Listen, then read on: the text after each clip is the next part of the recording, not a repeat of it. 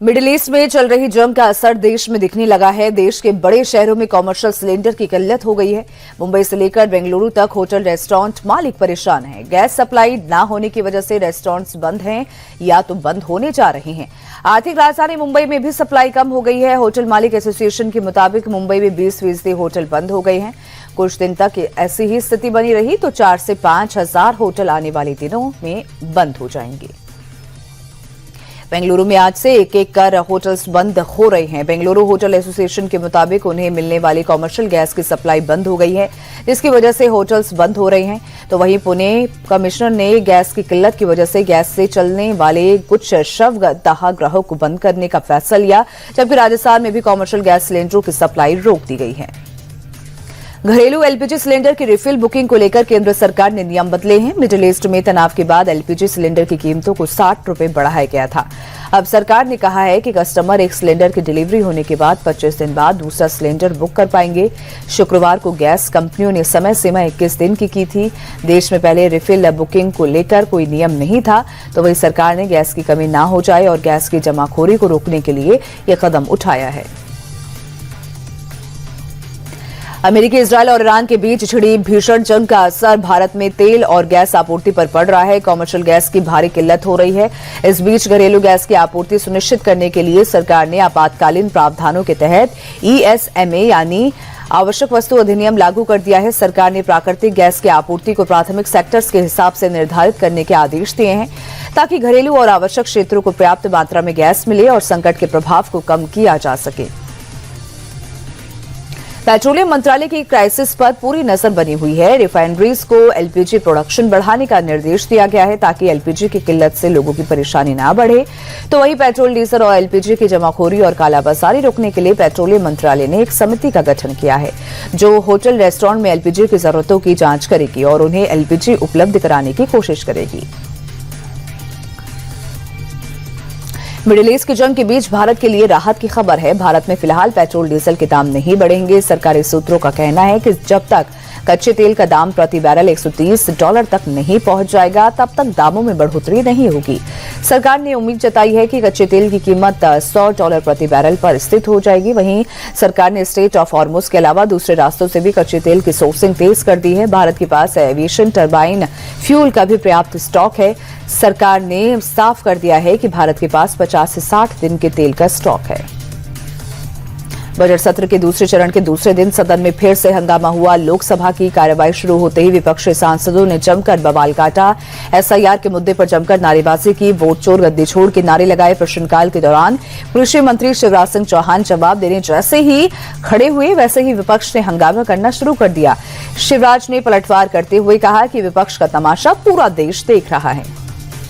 लोकसभा में विपक्ष ने स्पीकर ओम बिरला के खिलाफ अविश्वास प्रस्ताव पेश किया। कांग्रेस सांसद मोहम्मद जावेद ने प्रस्ताव को संसद के पटल पर रखा। विपक्ष ने स्पीकर पर सदन में बोलने नहीं देने और भेदभाव करने का आरोप लगाया है। कांग्रेस ने कहा कि स्पीकर का व्यवहार निष्पक्ष नहीं है, तो वहीं बीजेपी सांसद रविशंकर प्रसाद ने विपक्ष पर बहस से भागने का आरोप लगाया। स्पीकर के खिलाफ अविश्वास प्रस्ताव पर बहस के दौरान कांग्रेस सांसद गौरव गोगोई ने कहा है कि ये प्रस्ताव किसी व्यक्ति के खिलाफ नहीं, हम प्रस्ताव लाकर खुश नहीं हैं। सदन की गरिमा की रक्षा के लिए ये प्रस्ताव लाया गया है। स्पीकर सरकार की आवाज नहीं है, उन्हें निष्पक्ष होना चाहिए। स्पीकर के लिए पक्ष और विपक्ष समान होना चाहिए। नेता विपक्ष को बोलने नहीं दिया जाता है। अब माइक भी अस्त्र बन गया है। देश का नेतृत्व कमजोर और बुजदिल है। टीएमसी देश के मुख्य चुनाव आयुक्त ज्ञानेश कुमार के खिलाफ महाभियोग लाने की तैयारी में है। बताया जा रहा है कि इसके लिए टीएमसी ने इंडिया गठबंधन के साथियों से बात भी कर ली है और गठबंधन में सहमति भी बन गई है। टीएमसी महाभियोग के प्रस्ताव की ड्राफ्टिंग कर रही है। आपको बता दें कि सीईसी इस वक्त बंगाल दौरे पर है। हावड़ा में टीएमसी ने आज उनके काफिले को काले झंडे दिखाए। कल भी सीईसी को कालीघाट मंदिर के बाहर काले झंडे दिखाए गए थे। एआई समिट में यूथ कांग्रेस के कार्यकर्ताओं ने शर्टलेस प्रदर्शन किया था। बीजेपी आरोप लगाती थी कि प्रोटेस्ट की प्लानिंग राहुल गांधी के घर पर हुई थी। अब राहुल गांधी ने ये बयान देकर इन आरोपों को कुछ हद तक साबित भी कर दिया है। राहुल ने पहले यूथ कांग्रेस वालों को बब्बर शेर कहा था। अब उन्होंने कहा कि एआई समिट में यूथ कांग्रेस वालों ने अपना काम कर दिया है। महिला कार्यकर्ताओं को संबोधित करते हुए राहुल ने कहा कि एआई समिट का नाम सुना है, अभी जो दिल्ली में हुआ ना, सुना होगा, हर कर दिया काम तमाम यूथ कांग्रेस ने। मिडिल ईस्ट में जमकर अमेरिका में पेट्रोल की कीमत पर असर दिखने लगा है। अमेरिका में रातों रात पेट्रोल की औसत कीमत में 11 सेंट का इजाफा हो गया है। हालांकि राष्ट्रपति ट्रंप ने दावा किया है कि वो ईरान को तेल के मामले में दुनिया को बंधक नहीं बनाने देंगे। अगर ईरान ने दुनिया की तेल सप्लाई को रोकने की कोशिश की तो बहुत बड़ा प्रहार किया जाएगा। मिडिल ईस्ट में जंग की वजह से पाकिस्तान के 2 प्रांतों में लॉकडाउन लग गया है। प्रांत और पंजाब और बलूचिस्तान में लॉकडाउन लग गया है। तेल की कमी को लेकर पाकिस्तानी पीएम शहबाज शरीफ ने ऐलान किया है कि अब से 50% कैपेसिटी के साथ दफ्तर सिर्फ 4 दिन ऑपरेट करेंगे। इसी के बाद 2 हफ्ते के लिए सभी स्कूलों को बंद किया जाएगा। नेताओं के पेट्रोल अलाउंस को भी कम किया जाएगा। मिडिल ईस्ट में जारी जंग के चलते दुनिया भर में तेल संकट गहरा गया है। दिल्ली कच्चे तेल के दाम में रिकॉर्ड तोड़ बढ़ोतरी हुई। इस बीच राष्ट्रपति ट्रंप ने ईरान को एक बार फिर से धमकाया है। ट्रंप ने साफ कहा है कि अगर ईरान ने तेल आपूर्ति को रोकने की कोशिश की तो उसे गंभीर परिणाम भुगतने होंगे। स्ट्रेट ऑफ हॉर्मुज से तेल टैंकरों को नहीं निकालने दिया गया तो अमेरिकी सेना तेल टैंकरों को निकालेगी। ईरान पर अभी हो रहे हमलों से 20 गुना ज्यादा भयानक हमले करेंगे। फिर से एक देश बनना ईरान के लिए नामुमकिन हो जाएगा। ईरान में जारी जंग के बाद बढ़ते तेल संकट के बीच रूसी राष्ट्रपति पुतिन ने यूरोप के साथ तेल और गैस के मुद्दे पर सहयोग का भरोसा दिया है। पुतिन ने कहा कि रूस यूरोप को तेल और गैस मुहैया करवाने को तैयार है। अगर यूरोप की कंपनी राजनीतिक दबाव से मुक्त होकर लंबे समय के लिए टिकाऊ सहयोग करने को तैयार हो तो हमने कभी इनकार नहीं किया है। हम यूरोप के साथ काम करने के लिए तैयार हैं और रूस हमेशा एक विश्वसनीय ऊर्जा आपूर्ति करता रहा है। ग्लोबल मार्केट में तेल की कीमतों में गिरावट देखने को मिली है। मंगलवार को एशिया में ब्रेंट क्रूड ऑयल की कीमत 8.5% गिर गई, जिसके बाद प्रति बैरल की कीमत $92.50 पर आ गई है। तो वहीं अमेरिकी तेल की कीमत $88.60 पर आ गई है। अमेरिकी राष्ट्रपति डोनाल्ड ट्रंप के युद्ध को जल्द खत्म करने वाले बयान के बाद से कीमतों में गिरावट दर्ज की गई है। पिछले कई दिनों से कच्चे तेल की कीमत आसमान छू रही थी। अब मिडिल ईस्ट में तनाव का असर तेल पर भी दिखाई दे रहा है।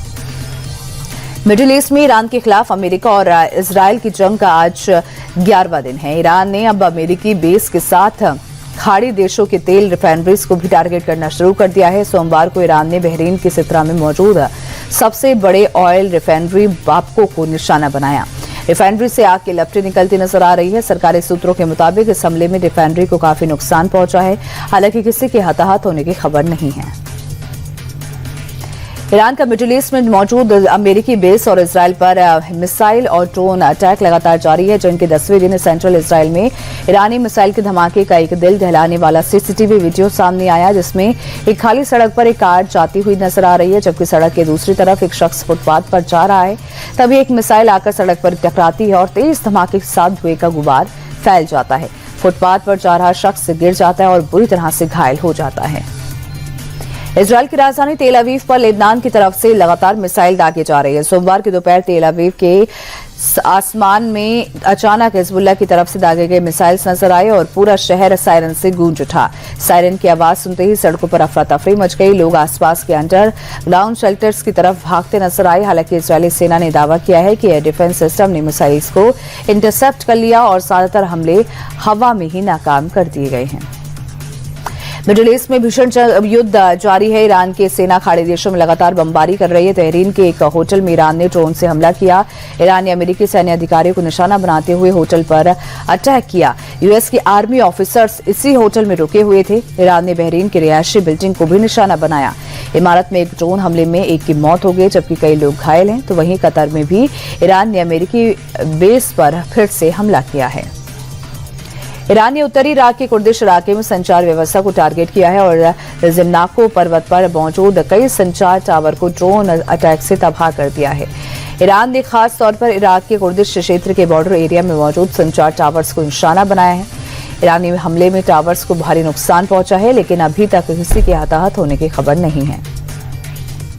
इजराइल का लिबनान में हिजबुल्लाह के ठिकानों पर हमला जारी है। इजरायली सेना ने एयर स्ट्राइक का एक वीडियो भी जारी कर लातीनी नदी के दक्षिणी इलाकों में हिजबुल्लाह के दर्जनों रॉकेट और मिसाइल लॉन्चर्स को तबाह करने का दावा किया है। इजरायली सेना के मुताबिक एयरफोर्स लगातार हिजबुल्लाह के ड्रोन्स को भी हवा में तबाह कर रही है।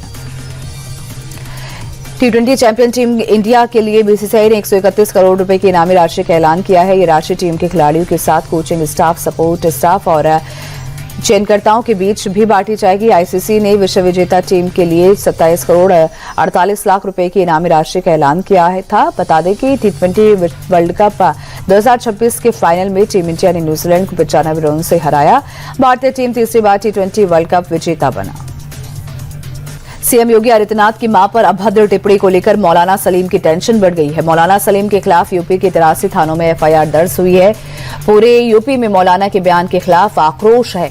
लखनऊ, अलीगढ़, बलरामपुर समेत कई शहरों में प्रदर्शन किया गया है। आरोपी मौलाना की जल्द से जल्द गिरफ्तारी की मांग की जा रही है।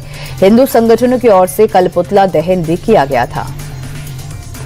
दिल्ली के तरुण मर्डर केस पर ओवैसी की पार्टी का शर्मनाक बयान सामने आया है। दिल्ली एआईएमआईएम के अध्यक्ष शोएब जमई ने कहा है कि सेल्फ डिफेंस में तरुण का मर्डर हुआ। शोएब जमई ने कहा कि मुस्लिम महिलाओं के साथ छेड़छाड़ हुई थी। तरुण जिम से लड़कों को साथ लेकर मारपीट करने पहुंचा था। इसी दौरान खुद के बचाव में तरुण की दुर्भाग्यपूर्ण हत्या हो गई। आपको बता दें कि उत्तम नगर में होली की रात तरुण की हत्या कर दी गई। मुस्लिम पक्ष के 18 से 20 लोगों ने लाठी डंडों और ईंट सरिया से उसे बेरहमी से पीटा था। दिल्ली के मदनगीर भूमिया मंदिर के पास बीती रात फायरिंग की वारदात से सनसनी फैल गई है। बताया जा रहा है कि कुछ हमलावरों ने एक युवक को गोली मार दी। घायल युवक को अस्पताल में भर्ती कराया गया है, जहां उसका इलाज चल रहा है। वारदात को अंजाम देने के बाद हमलावर मौके से फरार हो गए। फिलहाल पुलिस मामले की जांच में जुट गई है। गुरुग्राम के सिद्रावली इलाके में बीती रात बड़ा हादसा हो गया। एक निर्माणाधीन सोसाइटी की दीवार गिरने से 7 मजदूरों की मौत हो गई, जबकि 4 मजदूर अस्पताल में जिंदगी और मौत के बीच जंग लड़ रहे हैं।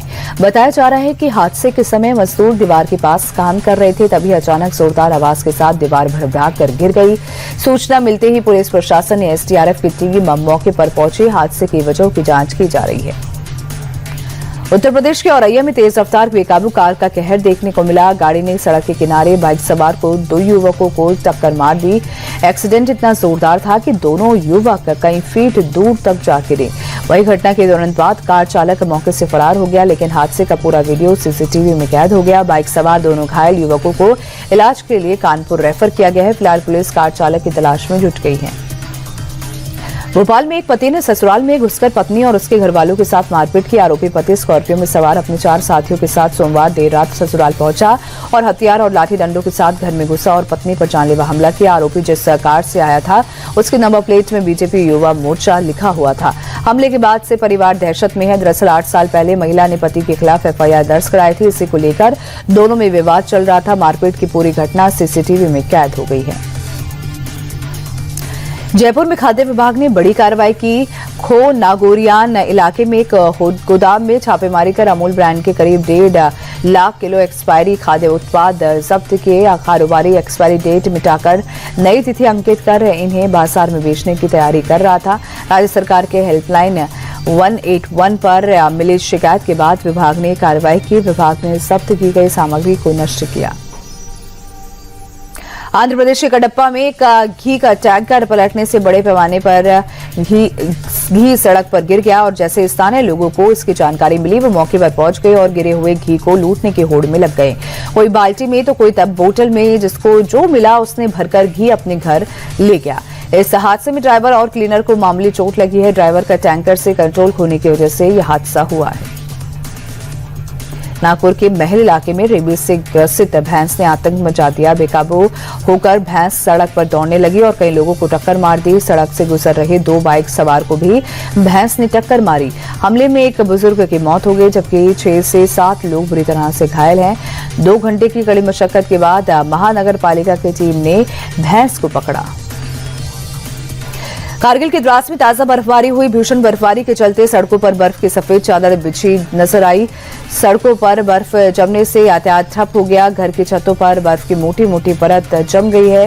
पहाड़ों ने बर्फ की मोटी चादर ओढ़ ली। पर्यटकों के लिए यह नजारा बेहद ही खूबसूरत हो गया है।